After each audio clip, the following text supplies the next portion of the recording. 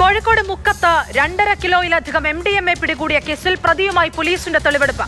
മാരക മയക്കുമരുന്നിന്റെ ഡീലറായ പുല്ലമ്പാടിപ്പറമ്പിൽ മുഹമ്മദ് ഹനീഫയാണ് പോലീസ് കസ്റ്റഡിയിൽ വാങ്ങി തെളിവെടുത്തത്. കോഴിക്കോട് നഗരത്തിൽ MDMA വേട്ട തുടരുകയാണ്. ഇന്ന് 151 ഗ്രാം MDMAയുമായി യുവാവിനെ അറസ്റ്റ് ചെയ്തു.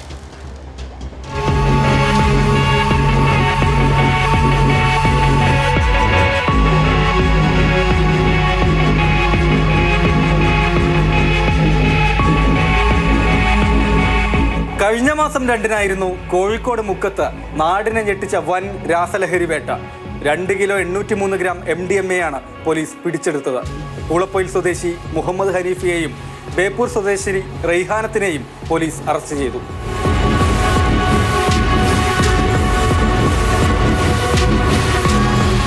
രണ്ടു പ്രതികളെയും 3 ദിവസത്തേക്കാണ് പോലീസ് കസ്റ്റഡിയിൽ വാങ്ങിയത്. തെളിവെടുപ്പിനെത്തിച്ചത് മുഹമ്മദ് ഹനീഫയെ മാത്രം. 1/2 കിലോ MDMAയുമായി മുഹമ്മദ് ഹനീഫയെ പിടികൂടിയ അഗസ്ത്യമൊഴിയിലെ bus stop, 2 kilo 300 gram MDMA ഒളിപ്പിച്ച മണാശ്ശേരിയിലെ വാടക വീട്, പൂളപ്പൊയിലെ കട എന്നിവിടങ്ങളിലാണ് പ്രതിയെ എത്തിച്ച് തെളിവെടുത്തത്.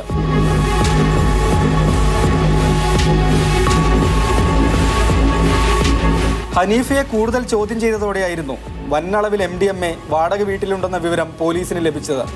ഈ വീട്ടിലാണ് റെയ്ഹാനത്ത് താമസിച്ചിരുന്നത്. ഡൽഹിയിൽ നിന്നും ബംഗളൂരുവിൽ നിന്നുമാണ് ഹനീഫ MDMA എത്തിച്ചതെന്നാണ് പോലീസിന് ലഭിച്ച വിവരം. കോഴിക്കോട് നിന്ന് ഡൽഹിയിലേക്ക് വിമാനത്തിലും തിരിച്ച് ട്രെയിനിലുമാണ് പ്രതി യാത്രകൾ നടത്തിയിരുന്നതെന്ന് പോലീസ് പറഞ്ഞു. താമരശ്ശേരി ഡിവൈഎസ്പിയുടെ നേതൃത്വത്തിലാണ് തെളിവെടുത്തത്.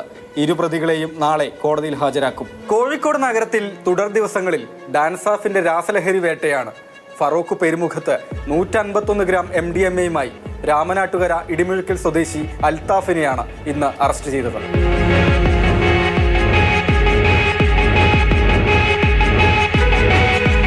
വിൽപ്പനയ്ക്കെത്തിച്ച മയക്കുമരുന്നാണ് പിടികൂടിയതെന്ന് പോലീസ്. അൽത്താഫ് പലതവണ MDMA എത്തിച്ചതായും പോലീസ് അറിയിച്ചു. ഇയാൾക്കെതിരെ മുൻപ് കൊണ്ടോട്ടിയിൽ MDMA കേസുണ്ട്.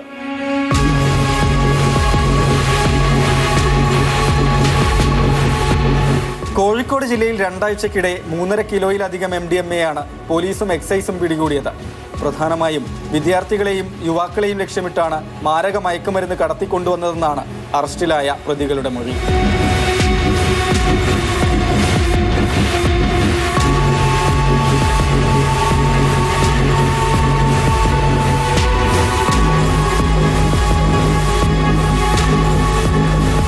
മാതൃഭൂമി ന്യൂസ്, കോഴിക്കോട്.